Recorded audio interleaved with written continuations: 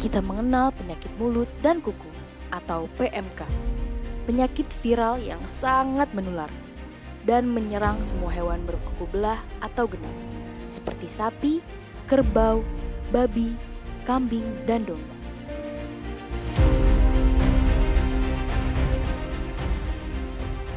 PMK ini disebabkan oleh virus RNA yang masuk dalam genus Aptovirus keluarga Picornaviridae. Virus PMK terdiri dari 7 serotipe, yaitu O, A, C, Southern African Territories atau SAT1, SAT2, dan SAT3, dan Asia 1. PMK pertama kali ditemukan di Indonesia pada tahun 1987.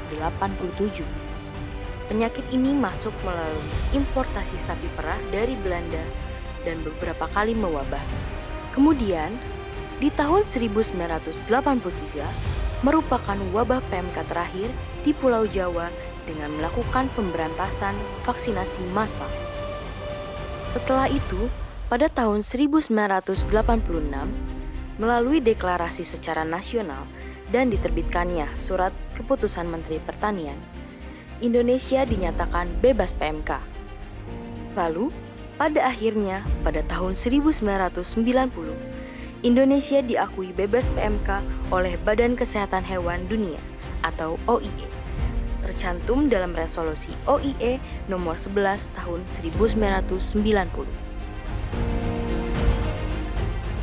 PMK ini masih tergolong penyakit endemis di sebagian besar negara-negara kawasan Timur Tengah, Afrika, Amerika Selatan, dan Asia. Di Asia Tenggara, contohnya terjadi di Kamboja, Laos, Malaysia, Myanmar, Thailand, dan Vietnam.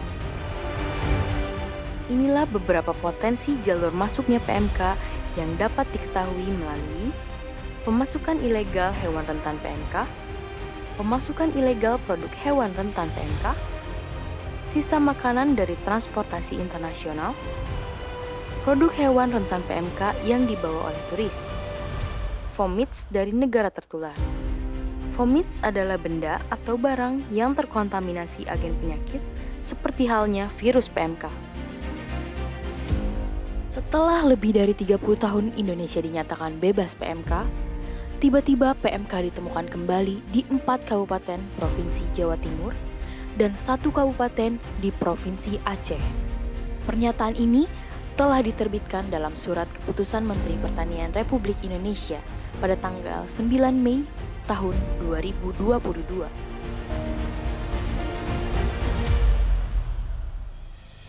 Kejadian wabah ini sangat merugikan para peternak, terutama dalam aspek ekonomi dan lingkungan. Apa sih kerugian yang disebabkan oleh penyakit ini?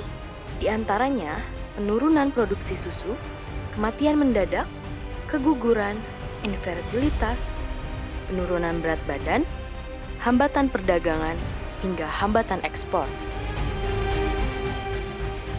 Sebagai bentuk kewaspadaan, yuk kita kenali tanda-tanda klinis penyakit mulut dan kuku.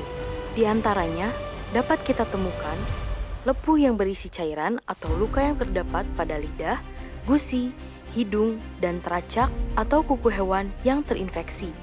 Hewan tidak mampu berjalan atau pincang, mengeluarkan air liur yang berlebihan, hingga hilangnya nafsu makan. Perlu diperhatikan, hewan yang tertular PMK dapat mengeluarkan virus pada cairan vesikel, air liur, susu, air seni, dan kotoran. Virus ini dapat dikeluarkan 1-2 hari sebelum hewan menunjukkan tanda klinis. Virus PMK ini dapat ditularkan ke hewan lain dengan 3 cara. Yang pertama, kontak langsung antara hewan yang tertular dan hewan yang rentan. Kedua, kontak tidak langsung melalui kontak dengan virus pada manusia, alat dan sarana transportasi, akibat kontaminasi dari peternakan yang mengalami wabah PMK. Ketiga, penyebaran melalui udara, utamanya babi, dapat menyebarkan virus dalam jumlah yang sangat banyak ke udara melalui aktivitas bernafas. Perlu diketahui, penyebaran PMK melalui udara bisa terjadi hingga mencapai radius 10 km.